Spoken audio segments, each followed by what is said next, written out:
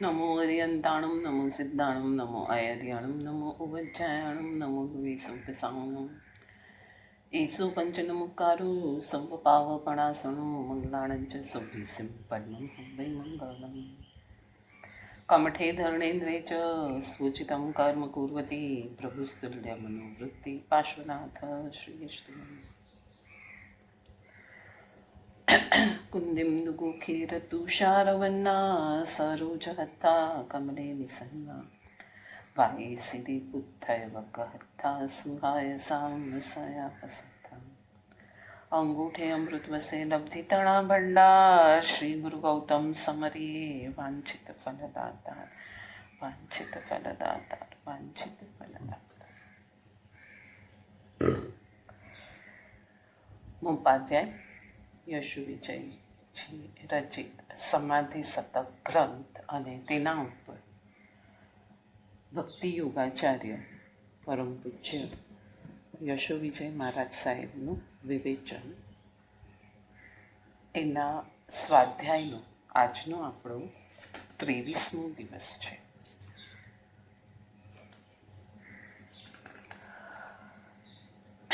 અને ગાથા આવે છે આપણી 28મી. 23 દિવસમાં આપણે મોપાધ્યાય સાથે સરસ યાત્રા કરેલી છે. અને આ સરસ યાત્રા જે ચાલી રહી છે એમાં આપણને એક એક પદ ઘૂંટાવે છે, એના રહસ્ય સમજાવે છે, અંદરની દુનિયાનું ભાન કરાવે છે, અંદરની દુનિયામાં શું છે અને બહારની દુનિયામાં શું છે એનું ભેદ જ્ઞાન કરાવી અંદરની દુનિયા તરફ તારે કઈ રીતે સ્ટેપ બાય સ્ટેપ પ્રગતિ કરવી, કાલે એનું ઇલિકા ભ્રમર ન્યાય એ પ્રમાણે આપણે સમજણ લીધી. આજે આપણે આગળ જઈએ છીએ. 28મું આધાર સૂત્ર કાલે આપણે વાંચ્યું હતું, પાછું એને વાંચીએ ને હવે આગળ જશું. ભારે ભયપદ સોહી હૈ જી હા જડ કો વિશ્વાસ, જડ ઉપર વિશ્વાસ તેજ ભય છે. જીનસુ ઓ ડર તો ફિરે સોહી અભય પદ તાસ.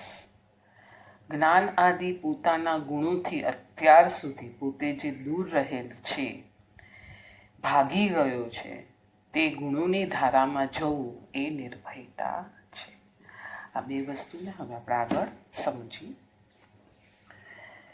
ન્યુયોર્કના એટલે પૂતગલની ધારામાં રહેવું એને કંપન આવે છે માટે ભય છે, અને જ્ઞાનની ધારામાં રહેવું એટલે અકંપ છે એટલે ત્યાં નિર્ભયતા છે. હવે એને સમજાવે છે. ન્યુયોર્કના એક મોટા સભાગૃહમાં પ્રસિદ્ધ બૌદ્ધ ગુરુનું પ્રવચન હતું. સભાગૃહ ખીચોખીચ ભરાયેલું હતું. પ્રવચન શરૂ થયો અને અડધો કલાક થયો ત્યાં ધરતીકંપના 2-3 આંચકા આવ્યા. 2 મિનિટમાં તો સભાગૃહ ખાલી થઈ ગયું. લોકો બહાર નીકળી ટીવી પર સમાચાર લઈ રહ્યા છે. ઉદ્ઘોષકે જ્યારે કહ્યું કે હવે નવા આંચકા આફ્ટર શોક આવવાની સંભાવના નથી, માટે શ્રવણાતુર શબ્દ વાપર્યો છે. શ્રવણાતુર લોકો ફરી સભાગૃહમાં પ્રવેશ્યા. શ્રવણાતુર સામે આપણે કયો શબ્દ આપી શકશું એ આપણે નક્કી કરીએ. આખો દાખલો જરા સમજીએ, પછી શ્રવણાતુર સામે કોઈ સ્પેશિયલ વર્ડ આવશે એ આપણે પછી સમજશું. ગુરુ શાંત ચિત્તે ત્યાં જ બેઠેલા હતા. તેઓએ સ્થાન છોડ્યું ન હતું. લોકો સ્થાન પર બેસી જતા ગુરુએ પ્રવચન આગળ ધપાવ્યું. પ્રવચન પૂરું થયા પછી પત્રકારોએ ગુરુને પૂછ્યું, ભૂકંપના આંચકા આવ્યા, અમે બધા બહાર નીકળી ગયા, આપ વ્યાસપીઠ પર જ બેઠા રહ્યા, કઈ રીતે બન્યું આ? ગુરુએ હસતા હસતા છાતી ઉપર હાથ ફેરવતા કહ્યું, અહીં ક્યાંય કંપ ન હતો. ગુરુ અકંપ રહ્યા કારણ કે તેઓ અભય હતા. એટલે આપણે હજી દેહાધ્યાસ છૂટ્યો નથી. મૃત્યુ આવવાનું છે કે અમર પટ્ટો આપણું છે? મૃત્યુ તો આવવાનું જ છે. પાક્કું? પાકું એટલે 101%. પ્રભુ વયા ગયા તો પછી આપણે તો પ્રશ્ન ક્યાં આવે? તો પછી આપણે ડર શેનો છે? આપણે વહેલું નથી મરી જવું, આપણે હજી જીવવું છે, હજી પૂતગલોની મજા માણવી છે. 200, 500, 1000 વર્ષ જીવવું છે. ખ્યાલ આવે છે? એટલે કેટલી અભયતા છે કે જે મારું છે એમાં ક્યાંય કંપ આવ્યો નથી તો મારે શેનું ડરવાનું? જે મારું છે એમાં મને કંપ આવે તો મને ડર લાગે. આપણું જે આત્મતત્વ છે, આપણું જે જ્ઞાન છે એમાં તો હર સમયે કંપ આવે છે, તો એનો તો આપણને કદી ડર લાગતો નથી કે અત્યારે મારું ભાવસ્થાન આવું થઈ ગયું, હલકું થઈ ગયું, કોઈને નીચા પાડવાનું થઈ ગયું, કોઈની નિંદા પુતલી કરવાનું થઈ ગયું, કોઈના માટે વિભાવો મેં કરી નાખ્યા તો ભાવસ્થાન તો એકદમ હલકું થઈ ગયું. તો આ હલકા ભાવસ્થાને હું દુર્ગતિમાં જઈશ. શું કહું છું? હું દુર્ગતિમાં જઈશ અને તેનો તો ડર ન લાગ્યો. પણ અત્યારે આ ભાવમાં જે જીવ મળ્યો છે, એટલે કે જે આપણને ખોળિયું મળ્યું છે આ જીવને, એને સાચવવા માટે કેટલું બધું આપણે કરીએ છીએ. એને કંઈ પણ થાય તો ભય લાગે છે. એટલે આપણી હજી ચાલ ઊંધી છે. પૂતગલ આનંદી છીએ આપણે. એને કંઈ થાય છે તો ભય લાગે છે. આત્માને કાંઈ પણ થાય છે તો ખબર બી નથી. ત્યાં આગળ શ્લોકમાં જ કીધું, ભય જી હા ઝડકો વિશ્વાસ જીનું શું ઓ ડરતો ફીરે. જ્યાંથી એના એટલે જળનો વિશ્વાસ છે માટે તો તું ડરી ડરીને ફરી રહ્યો છે. જળમાં હજી તને કેટલો વિશ્વાસ છે, કેટલી તારી ધારણા પાક્કી છે. તો આપણે હવે આ ધારણાને તોડવી છે કે નથી તોડવી? ભય લાગશે ને કોરોનાનો, અત્યારે આપણે સાંભળીએ ચારે બાજુ ભય લાગે છે, પણ અંદર એક અભય પદ એવું આમ સ્ટ્રોંગ કરો, મૃત્યુ તો ક્યારે પણ આવવાનું જ છે. તો શાંતિથી આત્માને અકંપ રાખીને હું મૃત્યુને સ્વીકારું. આત્માને વધારે ચલાયમાન કરી રાગાદ વિભાગમાં જયા વગર હું મારા કાર્યમાં આગળ વધતું જાઉં. આગળ લે છે આપણે પેલું શ્રવણાતુરની સામેનો શબ્દ મને યાદ રાખજો. આપણે હમણાં જ એને લેવું પડશે. ભય એટલે પ્રકંપોનું ચાલવું, અભય એટલે નિષ્પ્રકંપતા. પૂજ્ય આનંદઘનજીએ આપેલ ભયની વ્યાખ્યા યાદ આવે. ભય ચંચળતા હો જે પરિણામની. ચંચળતા એટલે પ્રકંપ. ભયની વ્યાખ્યા આનંદઘનજીએ શું કીધી? જ્યાં તમને ચંચળતા આવે છે એ છે તમારો ભય. હવે ચંચળતા ક્યાં હોય? વારે વારે ચંચળતા ક્યાં? સડન ગળન પડન સ્વભાવ પૂતગલનો છે. એમાંથી હર સમયે કંઈ ને કંઈ ખરી રહ્યું છે. જુઓ, જીવનો સ્વભાવ પણ પારિણામિક ભાવ છે. જીવને પણ પારિણામિક ભાવ છે, એમાં પણ પરિણમન ચાલ્યા રાખે છે. પૂતગલમાં પણ પરિણમન ચાલે છે. હવે પૂતગલનો પરિણમન અને જીવના પરિણમનનો તફાવત શું પડશે આપણે જરા સમજીએ. કે પૂતગલમાં જ્યારે પરિણમન આવે છે ને ત્યારે એમાંથી છૂટું થઈને બહાર વયું જાય છે, અથવા તો એના જ વર્ણગંધ રસ સ્પર્શ હોય તો લીલો કલર છે તો આછો લીલો થઈ જાય. લીલાના જેટલા બી વેરિએશન્સ છે ગ્રીન કલરના, એ બધા ત્યાં એ બદલાવ્યા રાખે.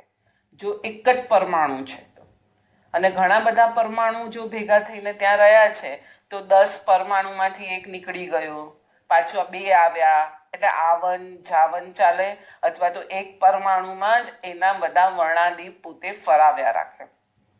હવે જીવમાં બી પરિણમન છે.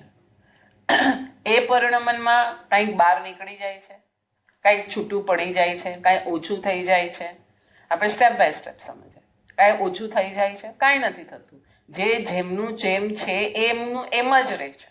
બરાબર છે.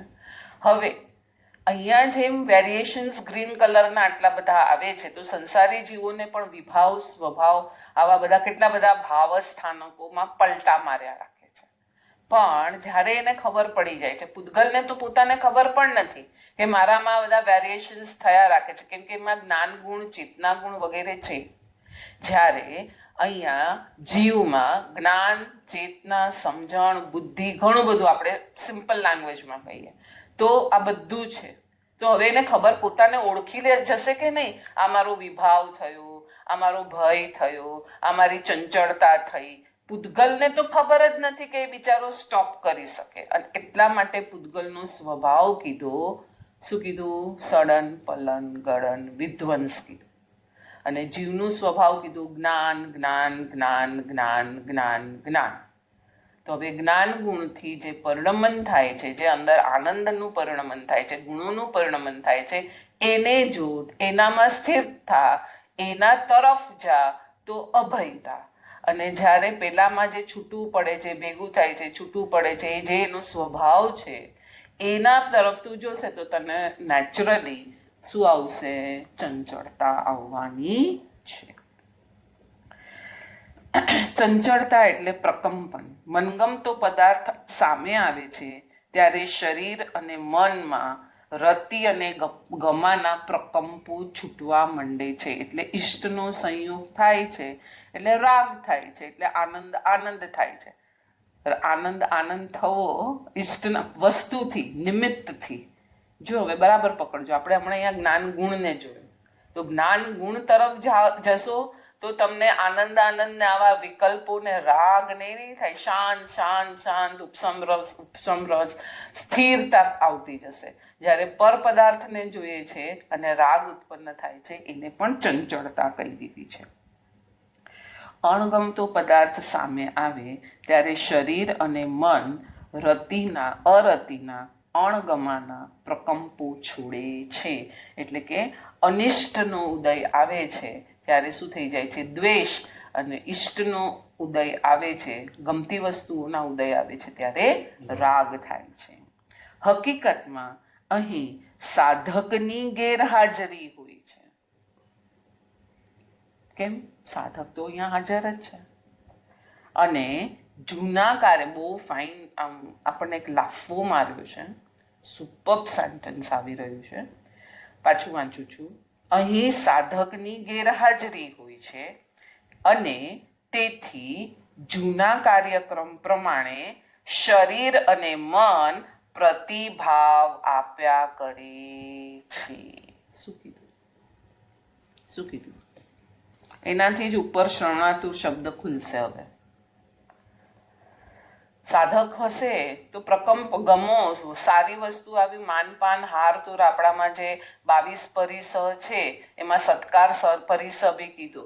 સત્કાર પરિસર, કોઈ માનપાન હાર તોરા બહુ વાહ વાહ વાહ વાહ વાહ વાહ કરે તો ભી એમને પ્રકંપતા નથી, અને કોઈ નિંદા કરે તો એમને પ્રકંપતા નથી. પોતે તો પોતાની સાધનામાં મસ્ત છે.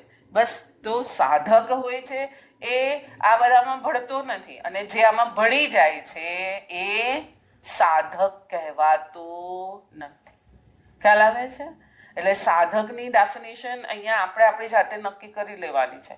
આપણે કોઈને બી જોતા હોઈએ અને માનતા હોઈએ તો એની જાતે નક્કી કરશે. આપણે એના વકીલ થવાની કોઈ જરૂર નથી. એ પોતાને ચેક કરશે કે આવા આવા સર્કમસ્ટન્સ આવ્યા તો એમાં મારી શું હાલ થયો, પ્રકંપતા આવી કે અપ્રકંપતા આવી, હું હતો એવો ને એવો રહ્યો, શું થયું. હવે એને જૂના કાર્યક્રમ પ્રમાણે, કેમ કે અનાદિનો અભ્યાસ તો આ જ છે. અને મને બે વસ્તુ લાગે છે એમાં, આપણે ખોલવાનો પ્રયત્ન કરીએ. જૂના કાર્યક્રમ પ્રમાણે એટલે પહેલેથી કંઈક સરસ સાંભળ્યું હોય તો વાહ વાહ વાહ વાહ વાહ વાહ કરવાની આદત પડી ગઈ છે, વખાણ કરવાની આદત પડી ગઈ છે.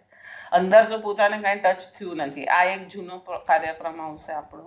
અને બીજો જૂનો કાર્યક્રમ એ આવશે કે અનાદિકાળનો આપણો આયામ એટલે કે અભ્યાસ આ જ છે કે કંઈ પણ પૂતગલમાં થાય, ઇષ્ટ અને અનિષ્ટ, એટલે આપણી ચંચળતા આવી જાય છે. એટલે હવે જો આપણે સાધક થવું હોય તો જૂના પ્રોગ્રામ બધા ડિલીટ કરવા જરૂરી છે. હા, હવે શ્રવણાતુરની સામે કયો શબ્દ આવશે? સામે સાધના આતુર. સાધના આતુર હોત તો એ ત્યાં જ પોતે બેસી ગુરુની નિશ્રા હતી. કેમ? ગુરુ પર બી વિશ્વાસ નહીં, ગુરુની નિશ્રા હતી. તો ગુરુ જો નથી હલતા તો મારે કઈ રીતે હલાય? ગુરુ જ મને તારનાર છે, એ જો નક્કી કર્યું હોય તો એ જીવ ત્યાંથી હલે જ નહીં, એ ત્યાંને ત્યાં જ બેઠું રહે. તો અહીંયા તો ખાલી સાંભળવા આવ્યા હતા. આ અહીંયા જે સેન્ટેન્સ આવ્યું ને, જૂના કાર્યક્રમ પ્રમાણે, આજે વ્યાખ્યાન છે, ચલો જઈએ. જૂનો કાર્યક્રમ છે, અનાદિનો એટલે આ ભાવમાં જે મળ્યો, સમજણા થયા ત્યારે વ્યાખ્યાન સાંભળવા જઈએ. ત્યાં સાપ નીકળ્યો, ભાગ્યા, પછી પાછો સાપ જતો રહ્યો, પાછા આવ્યા. શ્રવણાતુર હતા, સાધનાતુર ન હતા. સરસ. ચાલ આગળ જઈએ. ગુણવંત શાહે લખ્યું છે, ઇજિપ્તના એક સંતને મળવાનું થયું.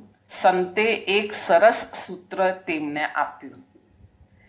ઉપસ્થિતિ વિનાની પ્રાર્થના એ પ્રાર્થના નથી. વેર a prayer without presence, if you are not present at that time, that is not your prayer. કેમ આપણે તો હાજર હોઈએ, આપણે તો કેટલા રાગ ને તન્મયતાથી આમ મસ્ત સ્તવન ગાતા હોઈએ. આજુબાજુના 10-15 લોકો પણ આપણી સાથે જોડાઈ ગયા હોય, રાગીણી બરાબર જતી હોય. આપણે સ્વાધ્યાયમાં લીધું, સાહેબજીએ કીધું કે તમારું નમુથુણમ જરાક કાચું છે, જરાક શબ્દ આગળ પાછળ છે.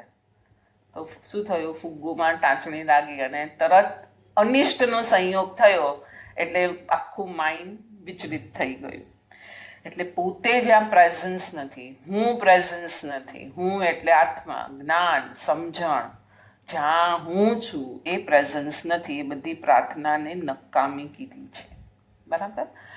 આપણામાં દેશના માટે બી પ્રભુની દેશના ત્યારે દેશના કહેવાય. પ્રભુની દેશના તો સૌથી સ્ટ્રોંગેસ્ટ દેશના જ છે, પણ પ્રભુની દેશના તારા માટે ક્યારે દેશના કહેવાશે? જ્યારે એમાં પરિણમન તારું ચાલુ થશે ત્યારે પ્રભુની દેશનાને તારી માટે દેશના કહેવાશે. નહીંતર તો ખાલી કાનને રંજન કરવા ગયો તો તું અને કોરો આવ્યો. કોઈ કે તમે ક્યાં ગયા હતા? કે ગંગામાં નાવા. ગંગાના તટ ઉપર કોઈ માણસ ઊભો હોય અને કે ક્યાં જઈને આવ્યો તું? તો કે ગંગામાં નાહીને આવ્યો. તો કપડાં તો તારા કોરા છે. તો ગંગામાં નાહ્યો કે શું, કે બીજા સપનામાં હતો, તો બીજી જગ્યાએ હતું? કે નાના, ગંગામાં નાહીને આવ્યો ને પૂછો, પણ કપડાં તો તારા કોરા છે. તો જેવી રીતના પ્રાર્થના વખતે હું પણ નથી, આત્મા પણ નથી, એ બધી પ્રાર્થનાને શું કીધી? પ્રાર્થના નથી. ઘણી ક્રિયાઓમાં શું કહે છે? ઘણી ક્રિયાઓમાં માણસ ગેરહાજર રહેતો હોય છે. ભયનું મૂળ કારણ તેની ગેરહાજરી છે. એક સંતે કહેલું, અત્યંત ભય બરોબર અત્યંત ગેરહાજરી. Extreme fear means extreme absence. એટલે ઘણી બધી ક્રિયા, એકદમ ભય હોય ત્યારે બી માણસને કંઈ ભાન તો રહેતું નથી ને. એકદમ ભય હોય, શું થયું મને કાંઈ ખબર નથી, મને તો કાંઈ ખબર જ નથી શું થયું, એક્સિડન્ટ થયો મને કાંઈ ખબર જ નથી. 5 મિનિટ પછી હું ભાનમાં આવી, પછી મને કેમ કે આખો ભય અંદર આવી ગયો હતો, ત્યાં બી ગેરહાજર હતો માણસ. ફલિતાર્થ એ થયું કે સાધકની સાધક તરીકેની ગેરહાજરીમાં તેનું શરીર કે મન નરી યાંત્રિકતાથી જવાબ આપે છે, તે ભય છે. પાછી નવી વ્યાખ્યા આપી કે પાછું સાધકની સાધક તરીકેની ગેરહાજરી છે. પોતે હવે સાધક તો છે નહીં, કાં તો રાગમાં ઝૂલનારો, કાં તો દ્વેષમાં ઝૂલનારો, કાં તો જૂનું જે એનું રેકોર્ડિંગ છે, જે જૂનો પ્રોગ્રામ છે એ પ્રમાણે ચાલનારો, એવો જો કોઈ સાધક છે તો એની ગેરહાજરી છે. તો શું થશે? શરીર અને મન જે ટાઈપ કરીને રાખેલા જવાબો છે એ જ આપ્યા રાખે છે, એ ભય છે. એટલે સાધક જ્યારે શરીર પરથી દ્રષ્ટિ હટાવી દેશે, આત્મા પર દ્રષ્ટિ સ્થાપિત કરશે, ત્યારે શું થશે? યાંત્રિકતા, જે ઓટોમોનસપણું હતું, એ બધું નીકળી જશે. તો કંઈક નવા જવાબો આવશે. ભય એટલે પ્રકંપોની ઝાડ, અભય એટલે નિષ્કંપતા. જ્ઞાનસાર પ્રકરણ પણ સરસ રીતે મુનિની અભય દશાની વાત કરે છે. જ્ઞેયોને, પદાર્થો કે વ્યક્તિઓને જ્ઞાન વડે જોતા મુનિને ભય ક્યાંથી? માત્ર ત્યાં તો જોવાનું અને જાણવાનું છે. મુનિને કેમ ભય નથી? મુનિ કેમ અભય છે? કેમ કે ત્યાં માત્ર જોવાનું અને જાણવાનું છે, બીજું તો કાંઈ કરવાનું છે નહીં. કેમ કે જ્ઞેય મારું કાંઈ લૂંટી શકવાનું નથી, જ્ઞેય મને મારી શકવાનું નથી. મારા કર્મ પ્રમાણે જે હશે એ પ્રમાણે જ મારું બધું કાર્યક્રમ ફીડ જ કરેલો છે. આપણો આખો કાર્યક્રમ આપણને ખબર નથી એટલે આપણે એને બદલાવવાની કોશિશ કરીએ છીએ. બાકી આપણો આખો કાર્યક્રમ તો કોમ્પ્યુટરમાં ફિક્સ જ છે, એ પ્રમાણે એનું બધું કાર્યક્રમ ચાલ્યા રાખે છે. તારે એ કાર્યક્રમનું બરાબર જ્ઞાતા દ્રષ્ટા બનવાનું છે, એમાં ચેન્જ કરવા, એમાં ભળવાનું નથી કરવાનું. આ જ સૌથી મોટી સાધના છે. આપણે કંઈક જોઈએ, કોઈ ક્લિપ કે પિક્ચર કે કાંઈ પણ જોઈએ તો આપણે થિયેટરમાં ગયા હોઈએ અને પિક્ચર જોઈ રહ્યા હોઈએ, પછી આપણને એ સીન બરાબર ન લાગે, આપણે ચેન્જ કરી શકીએ, બદલાવી શકીએ. આપણે વિચાર પણ કરીએ કે હવે આમ ન હોવું જોઈએ, આપણે તરત એ પિક્ચર જે મેળે બનાવ્યું છે એમ જોયા રાખીએ છીએ અને થિયેટરમાંથી બહાર નીકળી જઈએ છીએ. તો આ પણ એક જ પિક્ચર જ છે આપણું પણ. એને જોયા રાખો, જ્ઞાતા દ્રષ્ટા ભાવે, એમાં ભળ્યા ન રાખો, રાગાદી ભાવ ન કરો, પ્રકંપતા ન લાવો, રાગ દ્વેષ ન લાવો. આ મારા જ કરેલા કર્મ પ્રમાણે આ મારું પિક્ચર ચાલી રહ્યું છે, step by step by step by step by step. હા, અને એ જોનાર હું છું, એ અનાદિ ભવોથી મને નથી ખબર, એને પકડ્યા રાખવું. આખો પ્રોબ્લેમ સોલ્વ થઈ ગયો. કેટલું ઇઝી છે! ઇઝી છે. કેમ 2 કલાક પિક્ચર જોઈએ છે તો ત્યાં કંઈ વિચાર કરીએ છીએ? તો પછી કેમ આ 50-100 વર્ષના પિક્ચરમાં આટલા બધા વિચાર આવે છે આપણને? હું પણ એમાંથી આપણે બહાર નથી આવી શકતા. હા, ચાલ. પદાર્થને પદાર્થ રૂપે જોયો, સારું છે એ કે ખરાબ છે એ ભાવ જો નથી તો પછી રતિ અરંતીના પ્રકંપ તો ક્યાંથી થવાના? ઘડા પ્રત્યે મૂર્છા છે, આકર્ષણ જાગ્યું તો કોઈકના હાથે ઘડો ફૂટશે ત્યારે તેની તિરાડ ક્યાં પડશે? દિલમાં. અહીંયા ગુરુજીએ લખ્યું છે દિલમાં પડશે. ક્યારે આવે છે? દિલમાં તિરાડ પડી, અંદર રાગાદી ભાવો પ્રવેશી ગયા ત્યારે એકેન્દ્રિય ઘડો માટીનો બનેલો છે. હા, અને એકેન્દ્રિયપણાનું આયુષ્ય બંધ થઈ ગયો તો શું થયું? તરરાટી એની તો થઈ નહીં કે આ ભાવસ્થાનક આટલું હલકું આવી ગયું અને મને અત્યારે એકેન્દ્રિયમાં જવું પડે એવા બધું મેં મારી પાસે મટીરિયલ આવી ગયું છે ને હવે તો હું અને કોઈ ત્યાં અવધિજ્ઞાની પણ આવ્યો અને એણે કીધું હા તું ચોક્કસ એકેન્દ્રિયમાં જ જવાનું, આ કર્મ બંધાઈ ગયું છે. આગળ જઈએ. મારી મત્તા ઓછી તેમ મારી સત્તા વધુ. અહીંયા બર્ટ્રાન્ડ રસેલ કહ્યું છે, the less I have the more I am. બરાબર છે? મારી મત્તા ઓછી તે મારી સત્તા વધારે. મમત્વ જ્યાં જ્યાં ઓછું છે ત્યારે જ અંદરનું ભાષણ થશે, ત્યારે જ અંદર શું માલ પડ્યો છે એ દેખાશે. મમત્વ તો પૂતગલનું જ કર્યું છે, એ જ વસ્તુ તો એક જ કરવાની છે. બહાર જે મોહ છે એ જ અંદર મોહ કર, પછી તું અમોહી ઓટોમેટિક થઈ જવાનું છે. પ્રસિદ્ધ હાસ્ય લેખક શ્રી જ્યોતિન્દ્ર દવે નો સન્માન સમારોહ ભારતીય વિદ્યાભવનમાં હતો. પોતાની પ્રશંસાનો ઉત્તર આપતા એમણે કહ્યું, તમે મારે માથે પ્રશંસાના એટલા પુષ્પો મૂક્યા છે કે હું હકારમાં માથું હલાવીને સૂચવું કે હું આને લાયક છું તો પણ પુષ્પ ખરી પડશે, અને નકારમાં ડોકું ધૂણાવું કે હું આને લાયક નથી તો પણ પુષ્પ ખરી પડશે. આવી સ્થિતિમાં એક જ પ્રાર્થના કરું છું, આસન શું મત ડોલ. હું જ્યાં છું એ બરાબર છું. કોઈ ગમે તેટલી પ્રશંસા કરે એના માટે પણ આપણે કાંઈ વિચાર કરવાનું નથી. હું છું, હુંમાં હું, એ જ સૌથી મોટું મારું કાર્ય છે. સંત કબીરે આ વાત કહી છે, સ્થિરતા મનની, સ્થિરતા વચનની, સ્થિરતા કાયાની, ક્યાંય પ્રકંપનો નહીં. આ જ આપણી મનવત ગુપ્તિ, વચન ગુપ્તિ અને કાય ગુપ્તિ છે. ગુપ્તિના બે પ્રવાહો આપણે ત્યાં છે, શુભરૂપ પ્રવાહ અને શુદ્ધરૂપ પ્રવાહ. ગુપ્તિ એટલે ગોપવીને રાખવું. જેવી રીતના કાચબા ઉપર કોઈ શિકારી પક્ષી ઝાપટ એને પકડવા માટે આવે તો કાચબું બધું એની ઢાલની અંદર રાખીને જ્યારે બહાર ઉપર પથ્થર હોય એવું થઈ જાય છે. તો એ જ વસ્તુ કહે છે કે ગુપ્તિ એટલે ગોપવીને રાખવું, પણ એ બે રીતે કાર્ય કરે છે. એક તો શુભરૂપ પ્રવાહ, જ્યારે મન વચન કાયાની પ્રવૃત્તિ થાય છે ત્યારે આપણે એને સમિતિ કહીએ છીએ, પણ એ સમિતિમાં સાધક તો ગુપ્તિ સાથે જ હોય પાછું. અને બીજું આવશે શુદ્ધ રૂપ પ્રવાહ. મન વચન કાયાને શુભમાં પ્રવર્તાવવા એ છે શુભ ગુપ્તિ. અને ઉન્મના બનવું, સંપૂર્ણ મૌનમાં જવું, કાયા વડે પણ અપ્રકંપ રહેવું, એ છે શુદ્ધ રૂપ ગુપ્તિ. એટલે જ્યારે એને વાપરવાની હોય છે ત્યારે પણ અંદર કાંઈ કંપ ઉત્પન્ન ન થવો જોઈએ એ રીતે એને વાપરવી, એ થઈ શુભ ગુપ્તિ.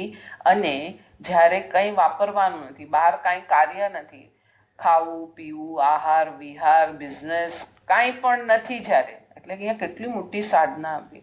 બિઝનેસ કરો છો, કામ કરો છો, ખાઓ છો, પીઓ છો, કોઈ પણ સાથે વાત કરો છો, ત્યારે અંદર અકંપ આવી જાય, અકંપ પ્રમાણે સહજ ભાવે થાય, એ થઈ વચન ગુપ્તિ. અને જ્યારે તમે બહાર જાઓ છો ત્યારે આ રીતે અને નથી જતા, હવે કાંઈ કામ નથી, શું કરશો? ત્યારે શુદ્ધ રૂપ ગુપ્તિ. કંઈ કામ નથી અત્યારે, તો આને ફોન કરું, આને ફોન કરું, કાંઈ નહીં, થઈ ગયું તમારું. જે સંસારિક કાર્ય પ્રમાણે તમે બિઝનેસ કરી લીધો, જેની સાથે તમારે વાત કરવાની હતી એ કરી લીધી, એ પણ શુભ ગુપ્તિ રૂપ કરી. હવે આ બધું પતી ગયું. હવે શુદ્ધ ગુપ્તિને લાવ થોડી માણું, વધારે સ્ટ્રોંગલી માણું. પહેલામાં તો હજી કંઈક મારી શક્તિ બહાર જતી હતી, આ તો બધી શક્તિ અંદર સંકલન કરીને અંદર સ્થિર કરીને જોઉં અંદર શું ચાલી રહ્યું છે. આમ તો ગુપ્તિ બહુ ઊંચી સાધના છે, પણ આપણે સ્ટાર્ટિંગ સ્ટેજમાં કરવી છે તો સમજવી તો પડશે ને. આમ તો 6ઠ્ઠા ગુણસ્થાનકે, 7મા ગુણસ્થાનકે, શ્રાવકાચારમાં 5મા ગુણસ્થાનકે, સામાયિક વગેરે વખતે એને આ રીતના આપેલી છે. મનોગુપ્તિ પાછળના પ્રવાહને દેવચંદ્ર મહારાજે તેમની અષ્ટપ્રવચન માતાની સજ્જાઈમાં સરસ રીતે ગૂંથી છે. શુદ્ધ મનોગુપ્તિની વાત કરતા એમણે કહ્યું છે કે સાધકે પોતાના ગુણોમાં જવું હોય ત્યારે પોતાના ક્ષમા આદિ ગુણોની ઊંડી અનુપ્રેક્ષા કરે છે. એટલે કે એને આલંબન ધ્યાન કીધું.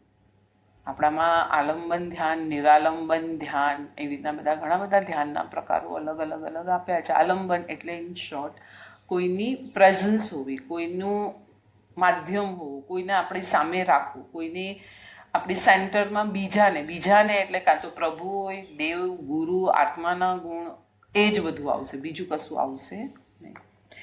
પાછું વાંચું છું. સાધકે પોતાના ગુણોમાં જવું હોય ત્યારે આલંબન ધ્યાનના સંદર્ભમાં પોતાના ક્ષમા આદિ ગુણોની ઊંડી અનુપ્રેક્ષા કરે છે.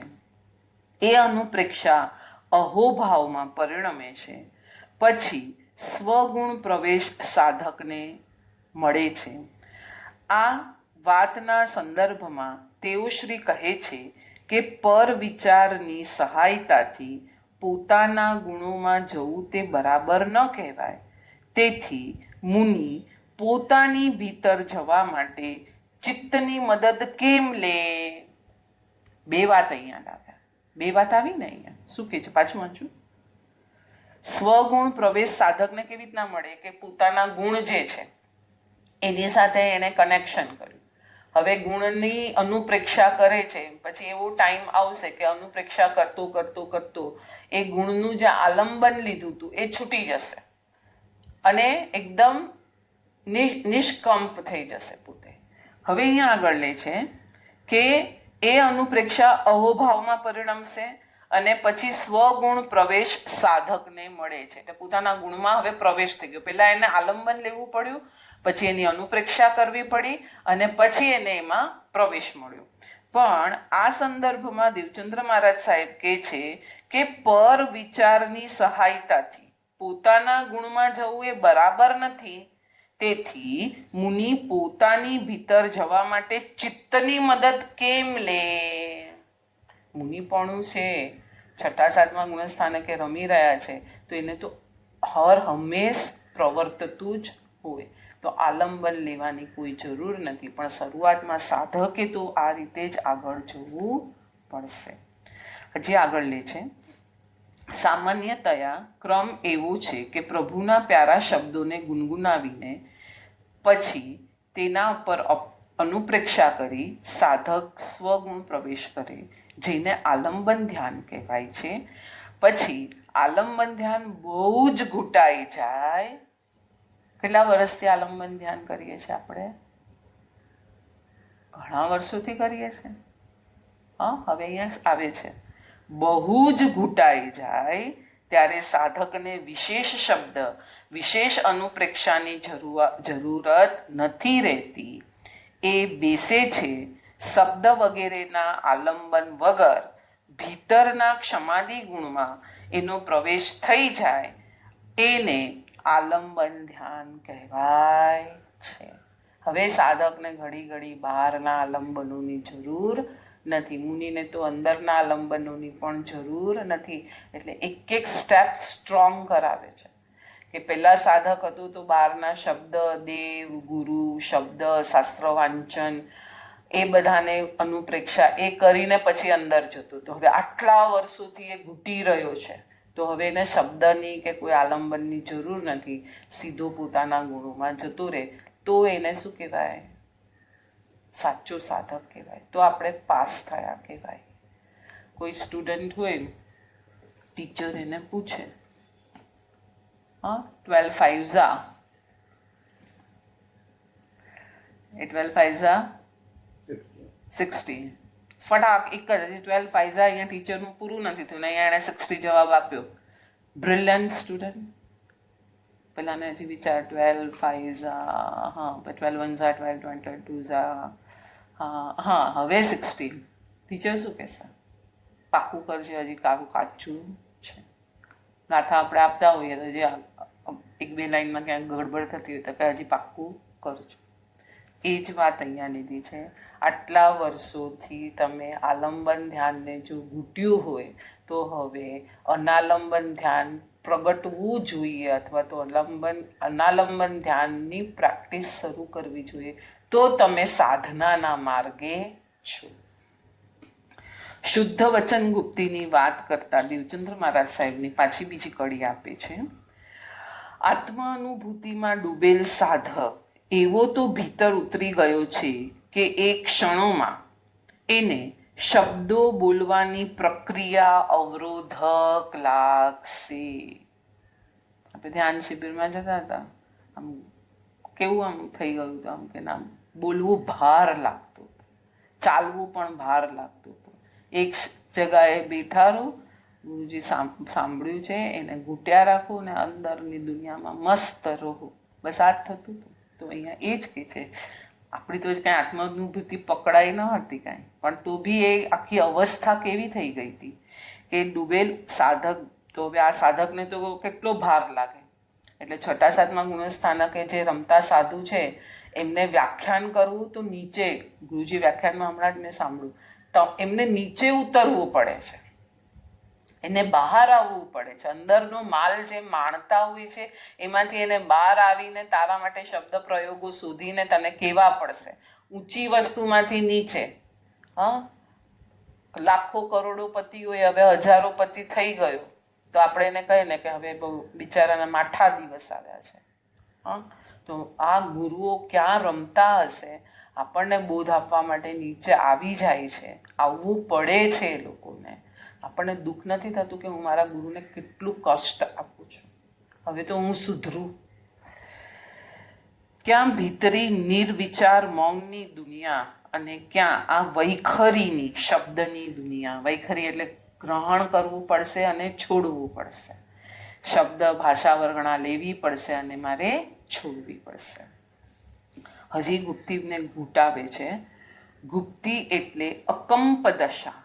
આ અકંપ દશાની વાત આનંદઘન મહારાજ સાહેબે અભય શબ્દ દ્વારા કહી. ભય એટલે પરિણામોની ચંચળતા, અભય એટલે પરિણામોની સ્થિરતા. કેટલી બધી વ્યાખ્યા આવી આમાં અભયની. જો એક આ આવી ભય એટલે પરિણામ, પછી બીજું આવ્યું ભય એટલે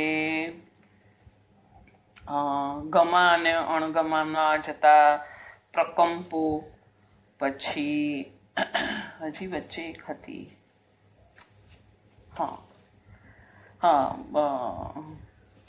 એક હતી, હવે હજી 3 થી 4 થઈ ભયની વ્યાખ્યા.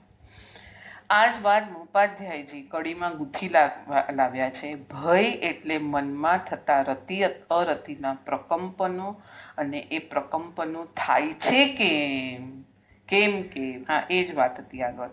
પૂતગલ સૃષ્ટિ પર મને વિશ્વાસ છે, માટે મને આ બધા પ્રકંપનો થયા રાખે છે. રોટલી શાક સાધકના દેહને જોઈએ. સાધક એ દેશે પણ ખરો, પણ એ રોટલી શાક ખાવાથી સુખ મળે આવો કોઈ વિશ્વાસ એને નથી. શરીર રૂપી પૂતગલને આહાર રૂપી પૂતગલ વગર નથી ચાલતું, તો એને આપી પણ દેવાય, પણ એ પદાર્થો પર સાધકને કોઈ વિશ્વાસ અને આસ્થા નથી. આ જ પદાર્થો જોઈએ એવું પણ નથી. રોટલીને બદલે રોટલો હોય, ખીચડી હોય, ગમે તે હોય, પણ મને તો આ જ વસ્તુ જોઈએ. સવારે ચા જોઈએ જ, અને એ ન મળે તો શરીરમાં પણ પ્રકંપનો, મનમાં પણ અરતિના ભાવ અને અણગમાના પ્રકંપનો. હા, કેટલું મોટું મને કહી દીધું અહીંયા. એટલે બધું થાય છે તો શરીરમાં ને. માથું દુખે છે શરીરને, એ બી શરીર. બેચેની થઈ ગઈ, એ બી શરીર. બધું શરીર. તો આ બધું પર. આત્મામાં કઈ થયું ત્યાં આત્માએ તો એનું જાણ્યું, પણ એમાં તે રાગ કર્યો, એ થઈ ગયું તારું આત્માનું પ્રકંપ. કેટલું ફાઇન કીધું અહીંયા. આવું જ ઘર વગેરે માટે પહોંચેલ સાધકને ગમે તેવું છાપરું કે વૃક્ષ હશે તો ચાલશે. મજાથી એ પોતાની સાધનામાં આગળ વધશે, પણ આવું જ ઘર જોઈએ. કન્ડિશનિંગ, અભિસંધાન થઈ ગયું તો કન્ડિશનિંગ હોય, આવું જ ઘર જોઈએ. મનના એ ખ્યાલો એવા તો વિસ્તરે છે કે તેમાં નાનકડો ફ્લેટ અને નાનકડા બંગલા પણ ચાલતા નથી. ભક્ત દંપતી સમુદ્ર કિનારે આવેલ બંગલામાં ગુરુ ગયા. લગભગ 100 રૂમ વાળો બંગલો હતો. ગુરુએ પૂછ્યું, રહેનાર તમે 2, બંગલો આવડો મોટો, એના કરતા 5-7 રૂમનો બંગલો હોત તો? ભક્ત દંપતી કહે, અમે અબજોપતિ માણસો નાના બંગલામાં કેમ રહીએ? ગુરુએ પાછળથી કોકને કહ્યું, એમને બેવને રહેવા માટે તો નાનો બંગલો પણ ચાલશે, પણ એમના અહમને રાખવા માટે મોટો બંગલો એમણે રાખેલો છે. કોને રાખવા માટે? અહમને રાખવા માટે. આઈ એમ સમથિંગ. યસ. એનાથી તો આજના કેલ્ક્યુલેટ આગળ આપ્યું ને, તારી ફૂટપટ્ટી એ ખોટી, સમાજની ફૂટપટ્ટી ખોટી, પણ તું આને માપવું છે સમાજની ખોટી ફૂટપટ્ટીથી. તો તારો સાધનાને ને તારો કાંઈ તાલમેલ જાગવાનો નથી. તારે તો રાબિયા અને આ બધાની જેમ આગળ જો જવું હોય તો સમાજની ફિકર છોડશે તો જ આગળ જવાશે. તો આ રીતે અલગ અલગ એક્ઝામ્પલથી આપણો ભય ક્યાં પડ્યો છે? શરીરમાં. હવે આમાં તો શરીર નથી ને, આ તો ઘર છે, તો એ ભય છે કે અરે ના, આ પાર્ટી હલી ગઈ હશે. તમે શું બોલો તમારા શબ્દોમાં? પાર્ટી ઉઠી ગઈ હશે, કાંઈક ગડબડ લાગે છે ને. એટલે આપણી બધી ફૂટપટ્ટીઓ કેવી છે એનો વિચાર કરવો પડશે આપણે. એટલે જ આપણને ભય લાગે છે. દાળ રોટલી તો બધાને મળે છે ખાવા માટે, પણ અંદરની ભક્તિ નથી કરવી, અંદર નથી જવું. દાળ રોટલી ખાશે તો દાળ રોટલી, પણ દેખાવમાં શું જોઈએ છે? બધું મારી પાસે છે, તો પુણ્યાશ્રાવક થવું છે, 5મા ગુણસ્થાનકે જવું છે, પ્રભુની દેશના સાંભળવી છે, પ્રભુના મુખે આપણું નામ બોલાય એવી જો કાંઈ કાર્ય કરવું છે તો પુણ્યશ્રાવક જેવા કાર્ય કરવા પડશે, તો ક્યાંક પત્તો લાગશે. એટલે ઉપાધ્યાયજી કેટલું આપણને, કેટલા વર્ષો પહેલાંની ઘટના છે ને, 350 કે 400 વર્ષ પહેલાંનું આ ગ્રંથ લખાયેલું છે. તો આ અનાદિકાળથી આ જ ચાલે આવે છે. આટલું તો પાક્કું થયું, તાનાથી પાક્કું થાય છે કેવળ જ્ઞાન બી આ હશે જ. આજે ઘણા યંગસ્ટરો કે છે ને, કોણ માને છે કેવળ જ્ઞાન હશે કે નહીં હશે, આમ હશે કે નહીં હશે? આનાથી બધું પાક્કું થાય છે. જે અનાદિનો સંસ્કાર છે એને બરાબર આજે પણ આપણે બરાબર સમજી શકીએ છીએ. તો આ બધી વસ્તુ આ રીતે સત જ છે, એટલે તત્વ છે એ સત જ છે, અસત છે જ નહીં. આપણી માન્યતાને બદલવી પડશે.